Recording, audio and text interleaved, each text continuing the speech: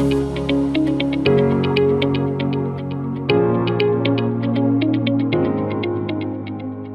वालेकुम क्लास। चलें अब आ जाएं अपने सेकंड चैप्टर के एमसीक्यूज को हम डिस्कस कर लेते हैं।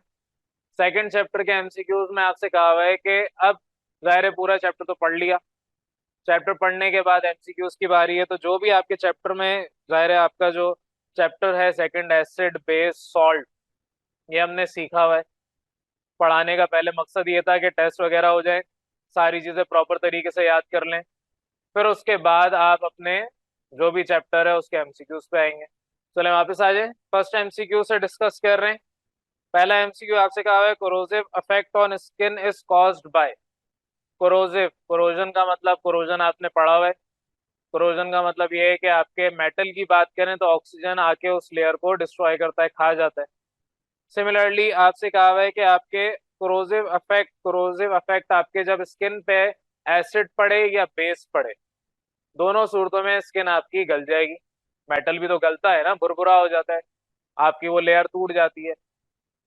उसी तरीके से स्किन पे अगर एसिड पड़े या बेस पड़े, दोनों सूरतों में आपके कोरोसिव इफेक्ट क्रिएट होगा। तो इसमें जो डी ऑप्शन है वो दुरुस्त है। नेक्स्ट पे आ रहे हैं सेकंड पे, preservation are used to preserve, preservatives, preservation कह रहा हूँ, preservatives are used to preserve. अब एसिड को प्रिजर्व करके क्या करेंगे? एसिड नया बना लेंगे अगर जरूरत होगी तो। बेस को प्रिजर्व करके क्या करेंगे? फूड को प्रिजर्व करके हम बहुत कुछ कर लेंगे।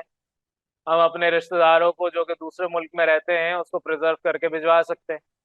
हम अपने घर में फूड प्रिजर्व करके फ्रिज में रख देते हैं, या और भी हमारे और मकासद हो सकते हैं। बहरहाल खाने को प्रिजर्व करके हम बहुत कुछ कर सकते हैं। जाहिर है आप लोगों को मैंने ये समझाया होगा, मनुसलवा हमारा पहले आया करता था, हमें पकाने की जरूरत नहीं थी। अब हमें क्यों पकाना पड़ता है? क्योंकि उस जमाने के लोगों ने नाफरमानी की थी। नाफरमानी इन द सेंस कि अल्लाह ने मना किया था कि आपको खाना स्टोर नहीं करना, क्योंकि उस टाइम पे स्टोर करने की टेक्नोलॉजी नहीं थी, प्रिजर्वेटिव्स नहीं थे, लोगों ने मेहनत नहीं की थी इस डोमेन में। तो जाहिर है खाना सड़ जाता है, जो भी वो प्रिजर्व करके रख लेते थे, प्रिजर्व तो खैर नहीं, स्टोर कर लेते थे। तो फूड को प्रिजर्व करने के लिए फिर ये सारे सोचा गया, इजादात हुई। पानी को प्रिजर्व करके क्या करेंगे आप? पानी प्रिजर्व कर भी लिया तो बाद में आप उसको पिएंगे नहीं। तो बहरहाल आपका जो करेक्ट ऑप्शन है डेट इज सी। थर्ड पे बात कर रहे हैं, which of the following is not an Arrhenius acid. अब इसके लिए तीनों कॉन्सेप्ट याद होने चाहिए।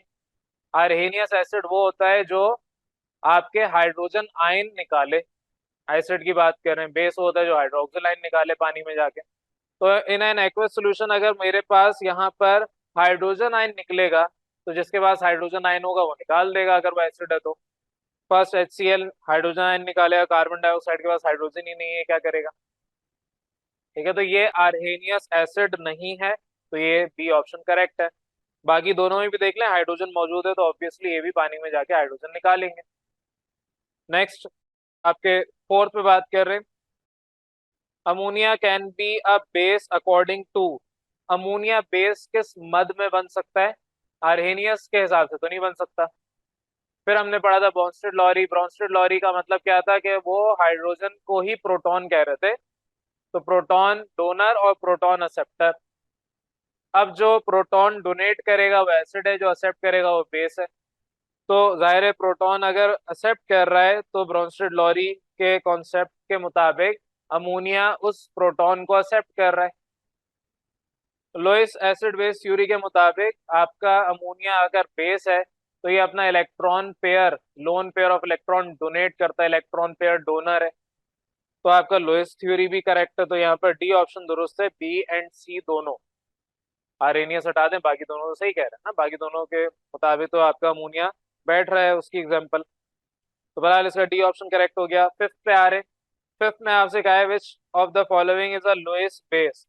लोएस्ट बेस वो है जो अपने अंदर से इलेक्ट्रॉन पेयर डोनेट कर रहा हो, अभी पिछले वाले में समझाया है। तो इलेक्ट्रॉन पेयर डोनर अगर लोएस्ट बेस है, तो इनमें से कौन सा ऐसा कंपाउंड है जिसके पास इलेक्ट्रॉन पेयर इजाफी है? अगर हम बात करें यहाँ पर एक ही HNO3, HNO3 में आपके पास इजाफी कोई चीज नहीं है, और अव्वल तो ये बेस है ही नहीं। HNO3 एक एसिड है, तो आपका ए पार्ट और सी पार्ट ये दोनों तो एसिड है। डी पार्ट पे आते हैं, अल्मोनियम क्लोराइड ये सॉल्ट है। अल्मीनियम क्लोराइड सॉल्ट है, चले एल्यूमिनियम की बात कर ही लेते हैं, तो एल्यूमिनियम के पास इजाफी थोड़ी है इलेक्ट्रॉन्स, क्लोरीन देगा नहीं। और वैसे भी सॉल्ट में आपका एसिड बेस का तो कॉन्सेप्ट ही नहीं होता। पीछे एक रह गया, अगर आपने एग्जांपल्स याद की में तो आपने ये वाली एग्जांपल उधर याद की होगी पीछे टॉपिक में। तो आपके पास साइनाइड, कार्बन, नाइट्रोजन, इसके पास एक इलेक्ट्रॉन वैसे ही माइनस साइन लगा के बताया हुआ है, एक इलेक्ट्रॉन वैसे ही इजाफी है। तो नाइट्रोजन के पास अपने इट सेल्फ एक लोन पेयर होता है, वो ये दे देगा।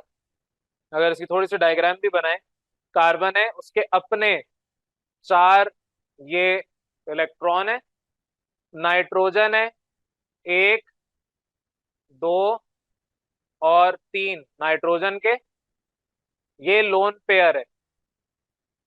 माइनस साइन का मतलब क्या है, मैं इसको स्टार बना रहा हूं ताकि थोड़ा सा डिफरेंट लगे। माइनस साइन का मतलब क्या है कि वो जो आपका माइनस वाला है लिखा हुआ आयनिक फॉर्म में, वो इलेक्ट्रॉन किसी से लिया हुआ है, वो इलेक्ट्रॉन इससे लिए, ये तो शेयर्ड पेयर हो गए। पीछे लोन पेयर ही डोनेट होता है, ये भी हमने पीछे पढ़ा हुआ है टॉपिक के अंदर कि सिर्फ लोन पेयर डोनेट होता है, शेयर्ड पेयर डोनेट नहीं होगा। ठीक है, शेयर्ड पेयर डोनेट नहीं किया जाता, हमेशा लोन पेयर अपनी चीज डोनेट की जाती है, किसी से कर्जा मांग के दूसरे को कर्ज नहीं दिया जाता। आगे पास अपनी चीज है, अपना पैसा है, तो किसी को कर्ज दे दे, अव्वल तो कर्ज देना नहीं चाहिए, लेकिन अगर इसकी जरूरत है दे दे। लेकिन किसी से मांग के कर्ज दे रहे हैं तो आप खुद कर्जदार बन गए। तो हमेशा अपने इलेक्ट्रॉन डोनेट किए जाते हैं, तो ये आपका नाइट्रोजन अपना इलेक्ट्रॉनिक पेयर दे देगा। तो बहरहाल एग्जांपल आपके पास यहाँ पर लुईस बेस की ऑप्शन बी करेक्ट है। 6 पे आ रहे हैं, 6 में आपसे कहा हुआ है substance that can donate a pair of electron to form coordinate covalent bond. तो अभी हमने ये एग्जांपल पढ़ी है लुईस बेस में, अमोनिया हमने पढ़ा लुईस बेस के अंदर, तो ऑब्वियसली लुईस बेस के मुताबिक आपके कोऑर्डिनेट कोवलेंट बॉन्ड ही तो बनता है। ये पॉइंट क्लियर है आपके पास, लुईस एसिड ये काम नहीं करता, लुईस बेस ये काम करता है।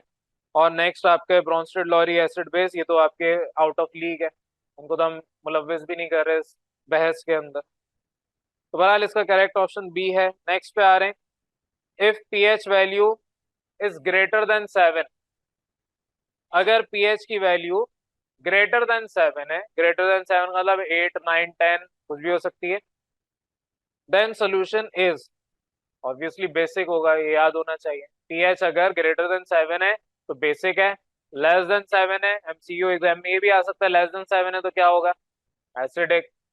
इक्वल टू 7 है, एग्जैक्टली इक्वल टू 7 तो न्यूट्रल। ठीक है, पानी की पीएच 7 होती है अगर वो प्योर है।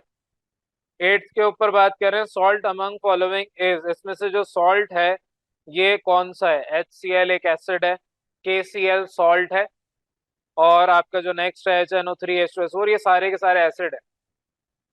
अब ये दो तरीके से याद किया जा सकता है, या तो आपको याद हो एग्जांपल्स, दूसरा आपको ये पता हो कि एक कैटायन है दूसरा एनायन है और दोनों के पास कोई पीएच वैल्यू नहीं है।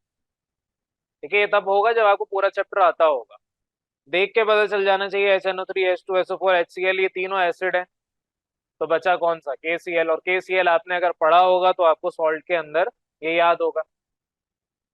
ठीक है, चलें आगे। नाइन्थ आपके पास कहा हुआ है substances that react with bond both acid and base, bond नहीं लिखा, बोथ लिखा है, ऐसे सब्सटेंसेस जो दोनों एसिड और बेस से रिएक्ट कर जाएं, वाटर हमने इसकी एग्जांपल पढ़ी हुई है, तो ऐसे सब्सटेंस को हमने पीछे पढ़ा था एम्फोटेरिक सब्सटेंस कहते हैं। तो यहाँ पर आगे सी ऑप्शन दुरुस्त है, एम्फोटेरिक सब्सटेंसेस। ठीक है, ये सारी चीजें आप पीछे पढ़ चुके हैं, मैं सिर्फ आपको यहाँ पर एक दफा रिवाइज करवा रहा हूँ यूं कह लें। तो एमसीक्यूज पढ़ रहे हैं, साथ साथ चैप्टर भी आपका वो टॉपिक भी रिवाइज हो रहा है। 10th में आपसे कहा है, जो कि लास्ट एमसीक्यू है, इसमें आपसे कहा था reaction of acid and base to form salt and water, वो रिएक्शन जिसमें एसिड और बेस इस्तेमाल हो और सॉल्ट और वाटर बन जाए, उसे हमने पीछे पढ़ा है न्यूट्रलाइजेशन रिएक्शन। अब यहाँ पर बाकी मैं पढ़ भी नहीं रहा, हो सकता है कुछ आपके पास नए एमसीक्यू हो, लेकिन जब आपको पता है कि एक ऑप्शन आपका दुरुस्त कौन सा है, बाकियों को पढ़ के वक्त जाया करने की जरूरत नहीं है। ठीक है, आगे बाद एसिड बेस रिएक्ट करके सॉल्ट वाटर बनाएगा, तो आगे बाद न्यूट्रलाइजेशन है, डेफिनेशन पढ़ी है, सब कुछ पढ़ा हुआ है, तो आपका ये ऑप्शन बी करेक्ट है। और यहाँ पर आपके टोटल दूसरे चैप्टर के भी एमसीक्यूज हमने डिस्कस कर लिए। फिर भी अगर किसी को कंफ्यूजन है इस एमसीक्यूज में तो बेटा डिस्कस कर ले।